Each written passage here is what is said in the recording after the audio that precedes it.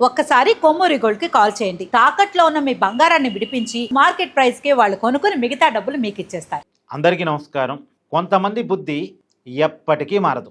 అమరావతి విషయంలో వైసీపీ ఆలోచన మారలేదు అని చెప్పడానికి నిన్నటి వైసీపీ నాయకుడు స్టేట్మెంట్ మనకు కనపడుతున్నాయి. ఒకటి బొత్స సత్యనారాయణ గారి స్టేట్మెంట్, రెండు ధర్మాన ప్రసాదరావు గారి స్టేట్మెంట్. వీళ్ళిద్దరూ కూడా మాజీ మంత్రులు. బొత్స గారు అయితే ప్రస్తుతం మండలిలో ప్రతిపక్ష నాయకుడిగా కూడా ఉన్నారు, అంటే ఇంకా క్యాబినెట్ హోదాలోనే ఉన్నాడు, క్యాబినెట్ ర్యాంకింగ్ హోదాలో. నేను ఫస్ట్గా ధర్మాన ప్రసాదరావు గారి స్టేట్మెంటు మీకు చెప్తాను. ఆయన ఏమంటాడంటే, రాజధాని మార్చుకునే అవకాశం ఉండాలి కదా, ఇక ఎప్పటికీ అమరావతి రాజధానిగా ఉంటుందా? ఒకప్పుడు తమిళనాడు రాష్ట్రంలో ఆంధ్ర రాష్ట్రం భాగంగా ఉన్నప్పుడు మద్రాసు రాజధానిగా ఉండేది. ఆంధ్ర రాష్ట్రం విడిపోయాక కర్నూలు రాజధాని అనుకున్నాం. తర్వాత తెలంగాణ ఆంధ్రప్రదేశ్ని కలిపి ఉమ్మడి రాష్ట్రంగా చేశాక హైదరాబాద్ రాజధాని అయింది. మళ్ళా రాష్ట్రం విడిపోయాక అమరావతి రాజధాని అనుకున్నాం. తర్వాత మా నాయకుడు వచ్చి 3 రాజధానులు అన్నాడు. తర్వాత మళ్ళా కూటమి అధికారంలోకి వచ్చాక మళ్ళీ అమరావతి రాజధాని అంటున్నారు. ఇక అమరావతినే రాజధానిగా భరించాలా? మార్చుకోవద్దా? మార్చుకునే అవకాశం లేకుండా చట్టబద్ధత ఏంది? మార్చుకునే అవకాశం ఉండాలి, చట్టబద్ధత వద్దు అంటూ ధర్మాన ప్రసాదరావు గారు మాట్లాడారు. అంటే అమరావతికి చట్టబద్ధత కల్పించటాన్ని ధర్మాన ప్రసాదరావు గారు వ్యతిరేకిస్తున్నారు. ఎందుకు వ్యతిరేకిస్తున్నారంటే, రాజధాని మార్చుకునే అవకాశం ఉండాలట. అంటే వైసీపీ అధికారంలోకి వస్తే మళ్ళీ రాజధాని మారుస్తుంది అని చెప్పకనే చెప్తున్నారు ఆయన. సరే, ఇక బొత్స సత్యనారాయణ గారి స్టేట్మెంట్ వద్దాం. ఆయనేమంటాడు, ఇప్పుడు అసెంబ్లీలో చేసిన తీర్మానం చట్టబద్ధమైన తీర్మానం కాదు, ఆ తీర్మానం చెల్లుబాటు కాదు అంటారు. అసలు ఆ తీర్మానం చెల్లుబాటు అయిద్దని, అదే చట్టం అని ఎవరు చెప్పారు? అసలు ఆ తీర్మానం ఏంటంటే, రాష్ట్ర అసెంబ్లీ తన కోరికని పార్లమెంటుకి తెలియజేసే ఒక వినతి. మేము మా రాష్ట్ర రాజధాని డిసైడ్ చేసుకున్నాం, మేము అమరావతి అని అనుకున్నాం, దానికి పార్లమెంటు ద్వారా చట్టబద్ధత కావాలి అని పంపించిన ఒక వినతి పత్రం. రాష్ట్ర అసెంబ్లీ పార్లమెంటుకి పంపించిన ఒక వినతి, అంతవరకే. అది చట్టం కాదు, దానికేం చట్టబద్ధత ఉందని అనలేదు. కాకపోతే చట్టబద్ధత అంటే ఖచ్చితంగా రాష్ట్ర అసెంబ్లీ చేసిన తీర్మానం కాదు, దానికి వ్యాలిడిటీ ఉంది, దానికి విలువ ఉంది, విలువ లేదని కాదు. రాష్ట్ర అసెంబ్లీ తీసుకున్న ఒక నిర్ణయానికి పార్లమెంటు ద్వారా చట్టబద్ధత కావాలని రాష్ట్ర అసెంబ్లీ కోరుతూ పంపించినటువంటి ఒక వినతి పత్రం అది.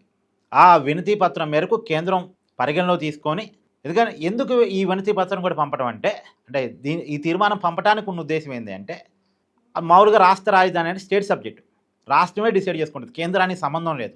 ఇప్పటి వరకు ఏ రాష్ట్ర రాజధానికి కూడా పార్లమెంట్ చట్టబద్ధత కల్పించడం అనేది లేదు.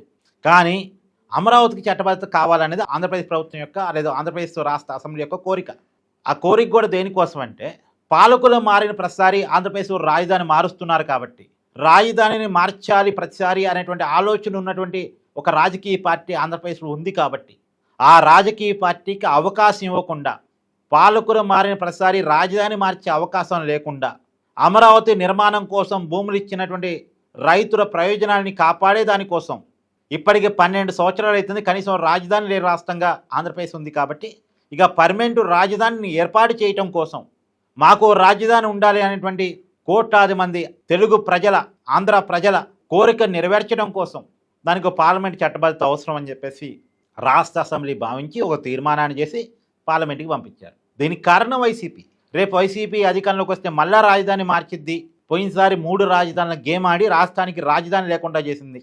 కేవలం వైసీపీ వల్ల ఆంధ్రప్రదేశ్ విడిపోయి 12 సంవత్సరాలు అవుతున్న రాజధాని లేని రాష్ట్రంగా ఆంధ్రప్రదేశ్ మిగిలింది కాబట్టి, ఆ పరిస్థితి మరొకసారి దాపరించకుండా ఒక తీర్మానాన్ని చేసి పంపించారు. ఆ తీర్మానం ఆధారంగా కేంద్ర కేబినెట్ ఆంధ్రప్రదేశ్ రాష్ట్ర విభజన చట్టం 2014కి సవరణ చేస్తూ ఒక బిల్లు రూపొందిస్తారు. ఆంధ్రప్రదేశ్ రాష్ట్ర విభజన చట్టంలోని సెక్షన్ 5 క్లాజ్ 2, ఆ క్లాజ్ 2లో ఇప్పుడైతే ఆంధ్రప్రదేశ్ రాజధానిని ఆంధ్రప్రదేశ్ ప్రభుత్వం డిసైడ్ చేసుకుంటుందని ఉంది. ఆ పదం తీసేసి ఆ పదం స్థానంలో ఆంధ్రప్రదేశ్ రాజధాని అమరావతి అని చేరుస్తారు. దానికోసం అసెంబ్లీ పంపించిన తీర్మానం అది. దానికి చట్టబద్ధత లేదు, దానికి అది చెల్లుబాటు కాదు అని బొత్స గారు మాట్లాడటం అంటే, ఆ తీర్మానాన్ని వ్యతిరేకించడం కిందకు వస్తుంది. అంటే ఎంతసేపటికి అమరావతి మీద ఏడుపు చూడండి. జరుగుతున్న పరిణామాలను ఇప్పటికీ ఆహ్వానించే పరిస్థితిలో వైసీపీ లేదు. అమరావతి చట్టబద్ధతని ఆహ్వానించే పరిస్థితిలో వైసీపీ లేదు. ఇది వైసీపీ చేస్తున్న ఒక చారిత్రక తప్పిదం అని నేను అంటున్నా. ఎందుకంటే ఇదే వైసీపీ వైఖరి ఇలాగే ఉంటే, మళ్ళీ చెప్తున్నా, వైసీపీ వైఖరి ఇలాగే ఉంటే రాష్ట్ర ప్రజలు మళ్ళీ అసహించుకుంటారు వైసీపీని. ఇప్పుడు ఎప్పుడైనా ప్రజాస్వామ్యంలో ఒక రాజకీయ పార్టీ ఎక్కువ కాలం ఉండాలి అంటే ప్రజల ఆలోచనలకు అనుగుణంగా ఉండాలి తప్ప, మన ఆలోచన ప్రజల మీద రుద్దుతామంటే ఎప్పటికీ సాధ్యం కాదు. అది ప్రజలకి దగ్గరగా ఉండాలి, ప్రజల ఆలోచన ప్రకారం ఉండాలి, ప్రజల అభిప్రాయాలను గౌరవించగలిగేలా ఉండాలి. ఇప్పుడు వైసీపీ ఇదే స్టాండ్లో ఉంటే కృష్ణా, గుంటూరు, ఈస్ట్, వెస్ట్ ఈ పరిధిలో మళ్ళీ ఒక్క స్థానం కూడా రాదు. మన చూడండి 2024 ఎన్నికల్లో, అంటే ఎన్నికల కంటే ముందు నేను చెప్పింది నిజమైంది. ఒక్క స్థానం కూడా ఈ జిల్లాల పరిధిలో వైసీపీకి రాలే. సరే బొత్స గారు ఇప్పుడే అంటే ఆయన విజయనగరం జిల్లాలో కూడా రాలేదు, అది వేరే విషయం. ఈవెన్ దో శ్రీకాకుళం జిల్లాలో కూడా ఒక స్థానం రాలేదు వైసీపీకి, అది వేరే విషయం. కానీ ఇప్పుడు ఈ రాజధాని ప్రభావం ఫలితంగా ఈ జిల్లాల పరిధిలో ఇప్పటికి ఒక స్థానం రాలేదు, రేపు పొద్దున కూడా రాదు, అంటే వచ్చే ఎన్నికల్లో కూడా రాదు, 2029 ఎన్నికల్లో కూడా. ఇదే వైఖరితో వైసీపీ ఉంటే, ఇదే ఆలోచనతో వైసీపీ ఉంటే ఆలోచన మార్చుకోగలగాలి. ఇప్పుడు మన ఆలోచన ఒకటి ఉందబ్బా, దాన్ని ప్రజలు యాక్సెప్ట్ చేయట్లేదు, మార్చుకోగలగాలి.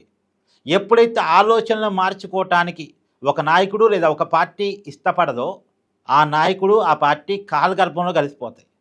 ఖచ్చితంగా ఇది జరిగే పరిణామం. ఇది బొత్స గారికి తెలియదని నేను అనుకోను. ఎందుకంటే ఆయన ఒకప్పుడు కాంగ్రెస్ నాయకుడు. కాంగ్రెస్ ఎలా కాలగర్భంలో కలిసిపోయింది ఆంధ్రాలో, ఎందుకు కలిసిపోయింది ఒక్కసారి సమీక్ష చేసుకుంటే ఆయనకి అర్థమవుతుంది.